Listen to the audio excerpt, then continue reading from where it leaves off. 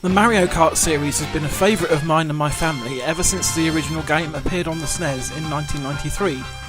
I remember spending many an enjoyable hour racing and battling my brother, and now here we are in 2014 and not much has changed. The latest in the series has arrived on the Wii U and it looks and plays better than ever. It may have taken a while to get here, and Nintendo may have struggled quite a bit in the meantime, but it was worth the wait.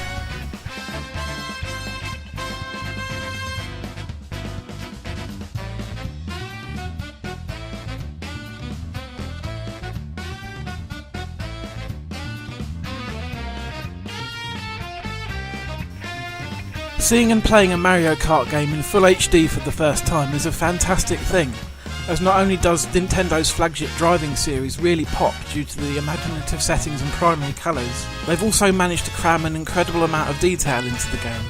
You may be hurtling past too quickly to catch a lot of it, but the dynamically generated highlight reels via MKTV allow you to slow down the action and notice such things as Mario's moustache quivering in the breeze, one of the annoying baby characters getting blasted by a well-timed green shell, or one of the many clever billboards for imaginary Mushroom Kingdom businesses.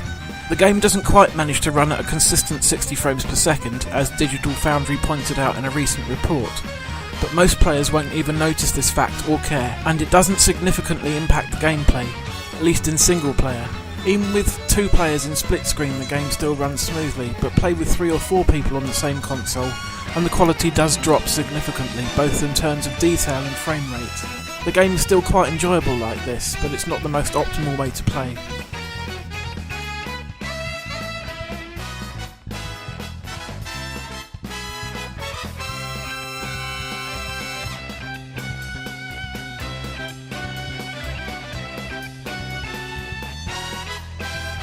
Ever since the first Super Mario Galaxy, Nintendo have produced fully orchestrated soundtracks for their flagship titles, and Mario Kart 8 is the latest game to receive this special treatment.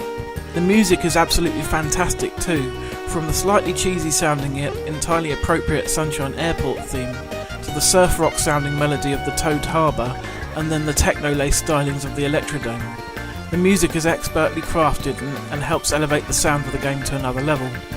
Even old favourites like the theme to Moo Moo Meadows have been redone with real instruments, and they sound better than ever as a result. The music is of course backed up by the usual array of sound effects and voices, some voices in particular belonging to those of the squeakier characters, like the babies, can be a bit grating, but generally it's competently done. The sound effects don't really sound all that different from those used in other recent entries in the series like Mario Kart Wii and Mario Kart 7, but at least they are consistent. Overall, the sound is of very high quality.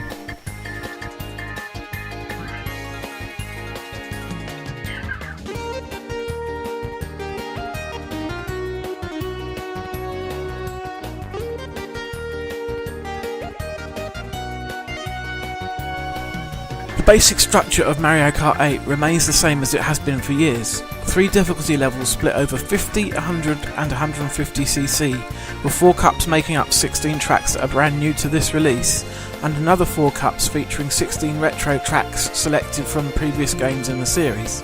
This is all capped off by a mirror mode once you've managed to beat everything else. So far, so standard. The new element that Mario Kart brings to proceedings is anti-gravity. There are sections of track where your wheels will turn sideways, these usually being upside down, a complete right angle, or twisting all over the place. Through some kind of newfangled magnetic technology, probably invented by Professor Egad, the karts, bikes and ATVs are able to stick to the track without any trouble. In these sections, colliding with other racers or specially placed pop bumpers will give you an extra boost. These new anti-grab sections don't radically change the gameplay in a significant way, as the camera automatically centres itself so you don't get disorientated, although they still look really cool during the replays. Underwater and aerial gliding elements that were added in Mario Kart 7 also return, and are generally better implemented this time around. Most of the tracks feature multiple routes, which give you more scope for trying out various tactics depending on which customization parts you've chosen, which item you're holding and your personal preference.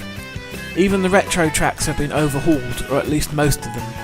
Some, like Melody Motorway, are exactly the same as they were previously. One of the best examples of a track being overhauled is Sherbet Land from the GameCube, which has had a sizable underwater area added. This transforms the track significantly. There are also some really great track designs in this game. Personal favourites of mine are Sunshine Airport, Toad Harbour, Mount Wario and Shy Guy Falls. It's not all good news, however. In the past, the battle mode has been equally good as the racing. Over the years though, it's steadily become worse and worse, and this time is no different. Instead of crafting special arenas that are a sensible size and layout for battling in, Nintendo have simply taken some of the tracks from the main game. Not only do they feel too long, but some of them are also too narrow for you to be able to turn around in easily. This is sadly not the only negative thing I have to say about the game. The lineup of characters is also a bit weak, with far too many baby characters, Koopalings and crappy palette swaps like Pink Gold Peach. After Nintendo recently unveiled their Amiibo figures at E3 and mentioned that they would work it with Mario Kart 8 in some way, this gives me hope that there may yet be more characters and tracks locked away within the game.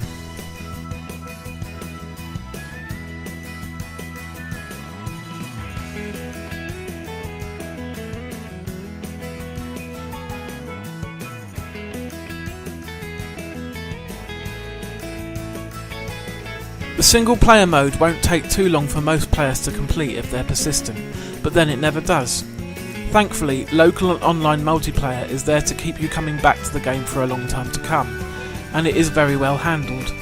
Nintendo have expanded the online offering this time around to encompass online tournaments, which work very well for the most part. I got disconnected a few times when I entered a few tournaments, but luckily your score is kept between sessions. To try and keep things fair for all players, there are some options that you can turn on, and I recommend doing so. For starters, you can define a certain number of races, set how long the tournament window is open, and decide whether you want CPU players to be present if there aren't 12 human beings in the lobby. This last one is fairly important, as if there's only 5 of you racing, for example, you won't be able to score the maximum points, and will therefore have no hope of winning the tournament. By turning CPU players on, this can be mitigated, and they can be set to a hard difficulty to try and keep the challenge level as close to that as a real person as possible. It's still not perfect, but it's the best solution in the circumstances. I would recommend trying not to take Mario Kart too seriously though, it's meant to be fun after all.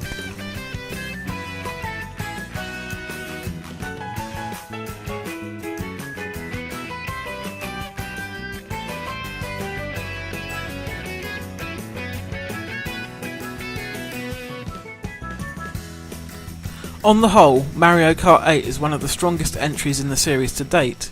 The racing feels great, the tracks are superb, and the presentation is first rate.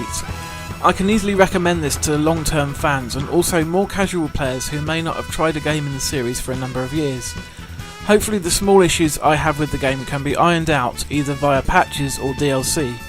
Until then, see you on the track.